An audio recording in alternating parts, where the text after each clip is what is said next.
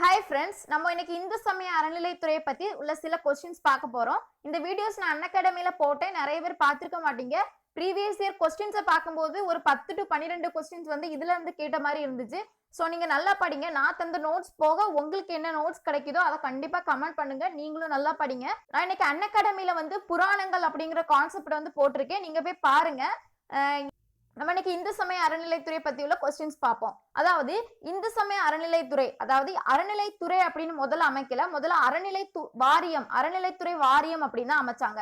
இது எதுக்காக அமைச்சாங்கன்னு பாத்தீங்கன்னா, இந்து சமய திருக்கோயில்கள் எல்லாம் பராமரிக்கிறதுக்காக வேண்டிதான். அதாவது கோயில்கள்ல வந்து இப்ப அன்னதானம் வச்சு அது ஒழுங்கா நடக்குதா, கோயில்களுடைய பராமரிப்பு, கோயில்ல வந்து என்னென்ன செலவு இருக்கு, அத மாதிரி உள்ள இதெல்லாம் பாக்குறதுக்காக தான் இந்த இந்து சமய அறநிலை வாரியம் அப்படிங்கிறது வந்து ஒண்ணு அமைச்சாங்க. இது வந்து மாநில அளவுல வந்து ஒரு தலைமை செயலகம் வந்து இருக்குது.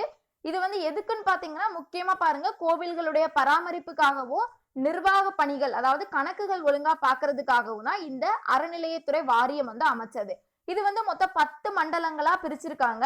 அந்த 10 மண்டலங்கள் வந்து சேலம், கோவை, திருநெல்வேலி, மதுரை, சென்னை, விழுப்புரம், தஞ்சாவூர், திருச்சி, சிவகங்கை, மயிலாடுதுறை, இப்படி 10 இடத்துல இருக்கு. இந்த இந்து சமய அறநிலை வாரியம் எப்ப அமைச்சாங்கன்னு பாத்தீங்கன்னா 1960 தான் அமைச்சிருக்காங்க. இதனுடைய தலைமையகம் எங்க இருக்குன்னு பாத்தீங்கன்னா சென்னையில இருக்கு. இந்த இந்து சமய அறநிலை வாரியத்துக்கு அடியில 36,488 கோவில்கள் வந்து இதனுடைய அடியில வந்து கட்டுப்பாட்டுல வச்சிருக்காங்க. அது மட்டும் இல்ல, 56 மடங்கள்லாம் தெரியுங்களா, தங்குறதுக்கு. இப்ப திருச்செந்தூர்ல எல்லாம் பாத்தீங்கன்னா மடங்களோட சேர்ந்த கோவில் தான். அதே மாதிரி மடங்களோட இணைந்த கோவில்கள் அப்படின்னு மொத்தம் 58 கோவில்களா வச்சிருக்காங்க.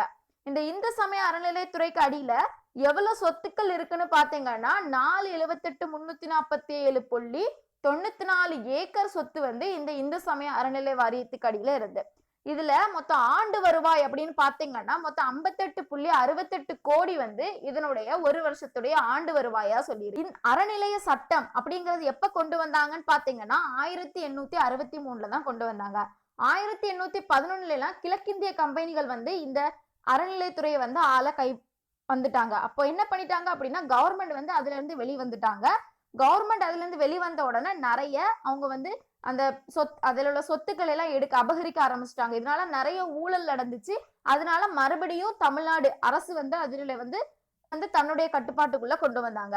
இந்த அறநிலைய சட்டம் எப்ப போட்டாங்கன்னு பாத்தீங்கன்னா 1863 தான் போட்டாங்க.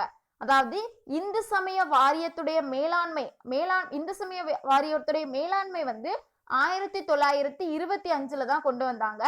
1926 செப்டம்பர் 17 தான் மெட்ராஸ்ல வந்து இந்து சமய அறநிலைய சட்டம் வந்து உருவானது. அதாவது சட்டம் போடப்பட்டது எப்போன்னு கேட்டா 1863.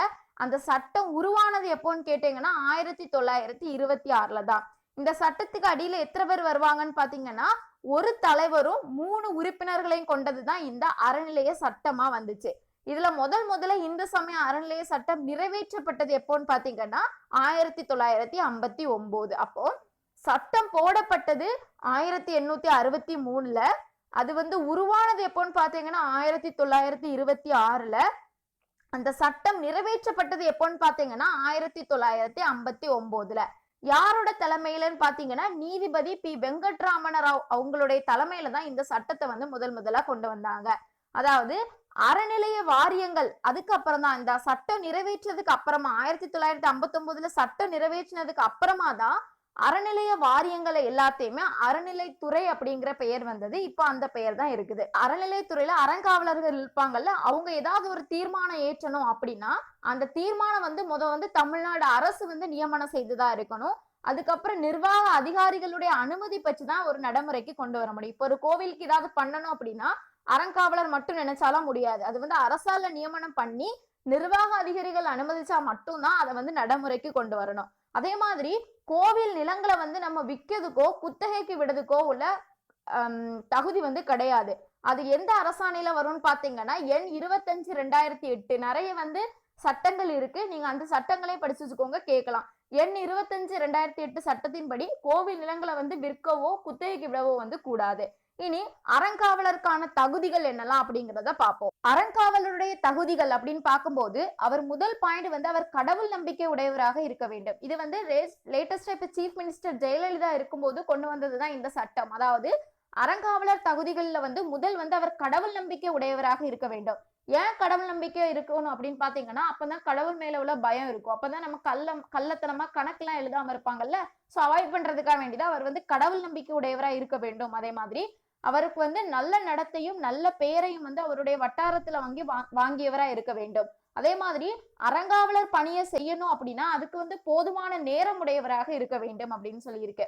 அதே மாதிரி கொண்டு வந்ததுனால படிச்சுக்கோங்க.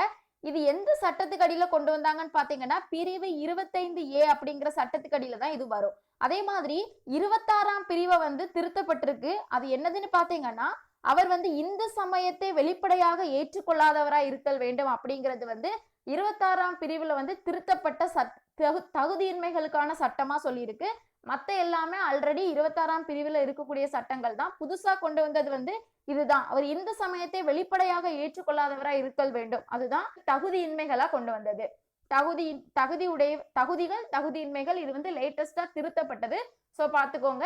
இதை தவிர நிறைய நோட்ஸ் நீங்க எடுத்தீங்க அப்படின்னா கண்டிப்பா கமெண்ட்ல ஷேர் பண்ணுங்க. மத்தவங்களுக்கு யூஸ்ஃபுல்லா இருக்கும். Thank you friends. தேங்க்யூ ஃபார் வாட்சிங் திஸ் வீடியோ. இந்த வீடியோ உங்களுக்கு பிடிச்சிருந்து அப்படின்னா லைக் பண்ணுங்க, ஷேர் பண்ணுங்க, மறக்காம சப்ஸ்கிரைப் பண்ணுங்க. சப்ஸ்கிரைப் பண்ணும்போது பக்கத்துல இருக்கிற பெல் ஐக்கான் சேர்த்து கிளிக் பண்ணீங்க அப்படின்னா நான் போடுற வீடியோஸ் உங்களுக்கு உடனுக்குடன் நோட்டிபிகேஷன்ல வரும். Thank you friends.